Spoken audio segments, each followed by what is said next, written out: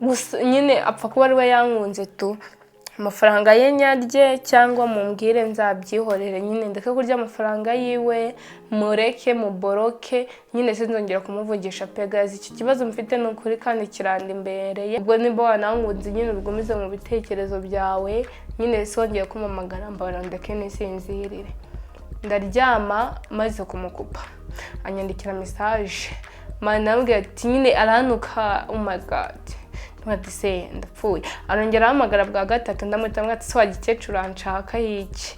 arambwira ati no kuri pe nagukunze kandi ambwire nyine bikorwa bite umukobwa ku mukobwa ni gute umukobwa yaza agakora sexy n'umukobwa mugenzi we bakarangiza bakumva ko igikorwa kimeze neza nyine bakumva buri wese yishimwe n'undi yishimye cyangwa yishimiye indi njye namenyereye ko nyine ibyo biba ku buhunzi ku muhungu n'umukobwa nibwo bari sawa none umukecuru atangiye kumumagara atarama amafaranga rwose arananegera nshakire visa njyane muri Canada nkibaza ati se nemera nshakire ibyo byangombwa nigerayo mucike ndi kwibaza anjyanye baba ari babantu bagurisha kangurisha impyiko akajya kungira kuncuruza mu Buraya akajya kunkoroneza nkabaho nabi nyine nkakijunga zabura n'ikingarura nyine no kugaruka mu Rwanda cyangwa se ngasanga ariyo ari amagini mana amagini yarateye bro alo nizere ko mumeze neza muzina agene muza nkuko bisanzwe ibiganiro byacu nakagaruka so mbanje gusuza abanyarwanda n'abanyarwandakazi urubyiruko abategarugori n'abatware mwese Imana igumeze kubandebera icyoroshye nanasuza abari hanze y'u Rwanda nyine abari nyuma y'igihugu cyacu nabwo Imana igumeze kubandebera icyoroshye so amazina rero sorry nibeshyeho gato ariko naribi icyo nagira ngo mbwire nyine ni story mfite nshaka kubatera ibintu byambayeho esho wundi uyu munsi tukwa umusibeje uyu munsi ni ku kimwe ni kwa mbere ariko banze ari kwa mbere none ejo bundi kwa gatandatu nijoro nari niryamye nka saa 8 z'ijoro phone irasona kuri WhatsApp pe mu by'ukuri ntago narenze ngo ninde nabonaga ari nimero yo hanze muri Canada uno mugore mvaga ari umukecuru nko mu myaka 40 gutyo arampamagara arambaza ngo bite ni byiza azi Ikinyarwanda arambwira ati witwa nde mbanza kugira ngo ni kwa shatani bamamagaye hatize abantu bamamagaye jeno joro n'ibiti nkajya numva nyine umukecuru hari ukuntu avuga ikijwi ukumva nyine ryasa nkaho gititimiramo ukuntu ngo none se mwana wa nuko nyine avugaga so arambwira ati meze utembwa meze neza maze witwa nde nitwa Muhoza nyine ariko mve ngo nari nabanze kugira ubwoba kuko yarahamagaye ubwa mbere ndamwihorera arongera ndamufata numvise ari kumbwira nyine ibintu nayo kumva ikirwa cy'umukecuru ndongera ndakupa arahamagara none ndamuvugisha ambwira nyine nimbarambwiye ngo yitwa Marita ngo mba muri Canada ngo nimero yawe nazi nakwishimiye naragukunze ngo amatako yawe kandi ubwo ni igikecuru ngo amatako yawe mane ngo nkunda ukuntu umeze Jesus ntati ndi kurota cyangwa nyine numvaga ndi kurota pe nago nende kwiyumvisha ijwi ry'umukecuru kumbwira ngo amatako yanjye ngo yankunze mfite iminwa myiza mana y'isi n'ijuru ndambwira ati wibeshye nimero aravuga ati nago nibeshye nimero noneho amazina nimba yarayakuye he yarambwiye nyine yari yabanje no kumbwira amazina yanjye numva arayazi nyine kumuhoza ndamubwira ati tuye arambaza ngo ndamubwira ngo nuye ku Gisozi ukora iki ndamubwira ngo nakazi mfite arambwira ati se ko nagukunze nago waza tukibanira tugakora n'ubukwe ndamubwira ati se kubera iki turashize ndamubwira ati mbega umukecuru ariko naje kuvumbura ko yari umutinganye arambwira ati ngo nyine ngo najya no mutunyonyo twawe mine nyine Yesu nangira kugira ubwoba nkati nshaka ko dukora ubukwe mwohereza amafaranga uze unsange muri Canada twibanire naze umukecuru nta mugabo ufite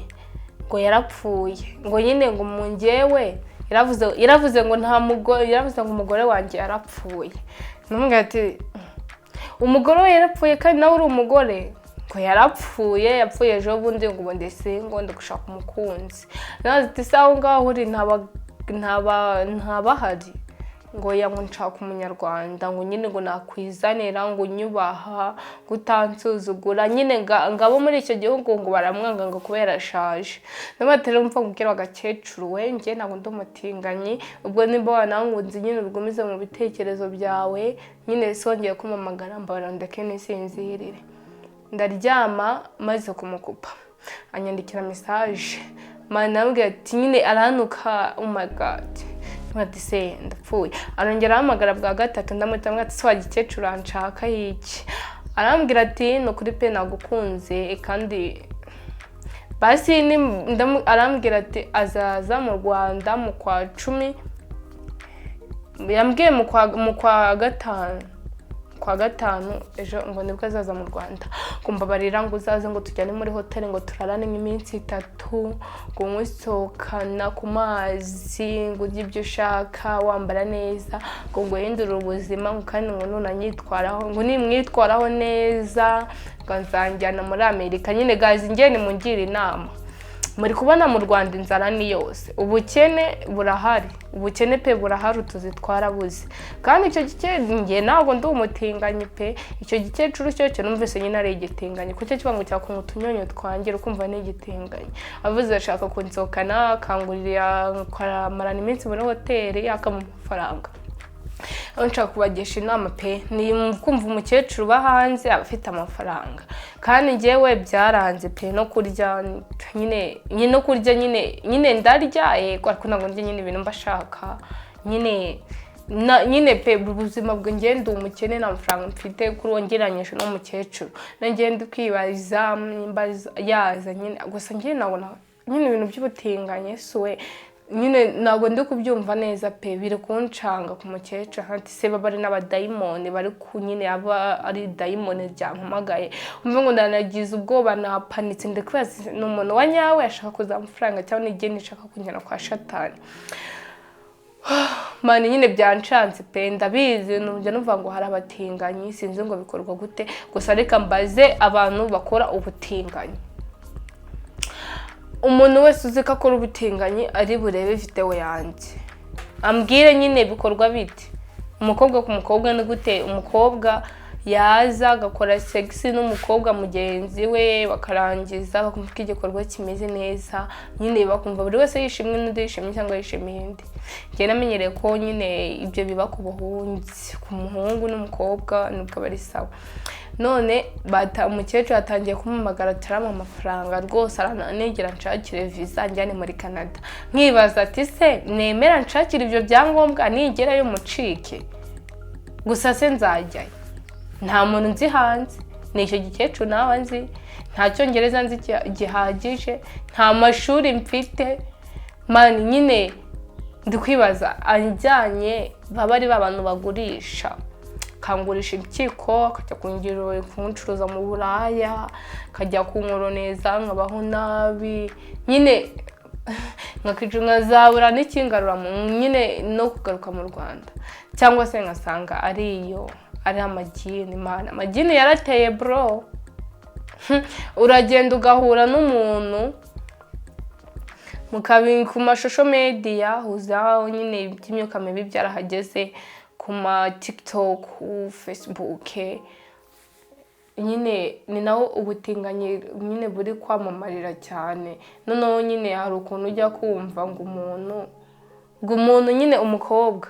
nyine abatinganyi bakavugana kuri video call bagakora ibyo bakora ugasanga nyine ugasanga ngo baryamanye kandi ari kuri video. Nkibaza ibyo bintu bibaho ni ukubeshya ni ibyanyabyo nyine pe ntabwo mbizi guys mubingiremo inama munangira inama nyine y'icyo gikecuru niba nzemera tukabi nyine nkamwemerera gusa ibyo yambwira sinzabyemera, nkamushuka akama amafaranga nkemera ko tugiye gukora ibintu byose nyine yambwiye, kumva nyine cyambwiye cyaranegekaga. Gusa sinzasanga ari urwihebe, hari igihe nyine hari ibikecuru biba bimeze nk'ibigabo wagenda kikawujya kiguhondagura. Gusa nyine ndi kwibaza inama nshaka ko mungira mbyemere ko yavuze ko mu kwa gatanu azaza mu Rwanda, tugomeze tuvugane azaze mu Rwanda cyane muri hoteli ama amafaranga ame buri kimwe cyose, nyine muri iyo minsi nejijishe nkora ibyo ashaka byose, mbasha kuba namenya nyine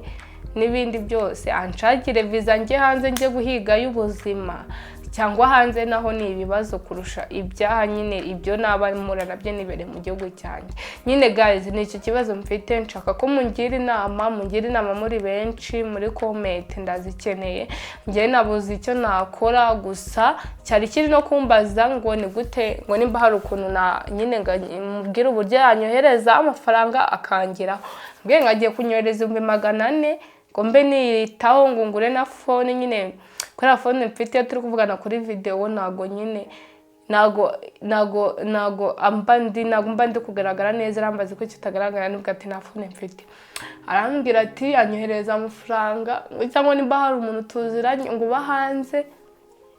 akaba yamuha phone n'amafaranga akabinzanira, cyangwa nyine mubwira ubundi buryo nyine twabikoramo amafaranga akangiraho. Byose nta na kimwe nzi ndo muri jangwere. Rero nari naje kugisha inama mwebwe, nimba hari n'uburyo umuntu nyine yakoresha amafaranga y'abari hanze akamugeraho yose yuzuye nta n'icumi ryavuyeho, nyine mbe mukura murira amafaranga, nyine apfa kuba ari we yankunze,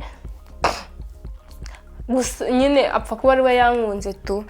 amafaranga ye nyarye, cyangwa mumbwire nzabyihorere, nyine ndeke kurya amafaranga yiwe, mureke muboroke, nyine sinzongera kumuvugisha pe. Guys, iki kibazo mfite n'ukuri kandi kirandimbereye, umukecuru anesha umutwe atuma ntatekereza neza, rimwe na rimwe mba numva nabyemeye, yavuze ko azampa amafaranga azamendurura ubuzima, rimwe na rimwe nanone nkumva ntemutse ndi kujya mu nzira mbi yo kwa Satani. Guys, rero nicyo nagira ngo mbabwire, mumfashe mungire inama pe, mungire inama nk'umunyarwanda,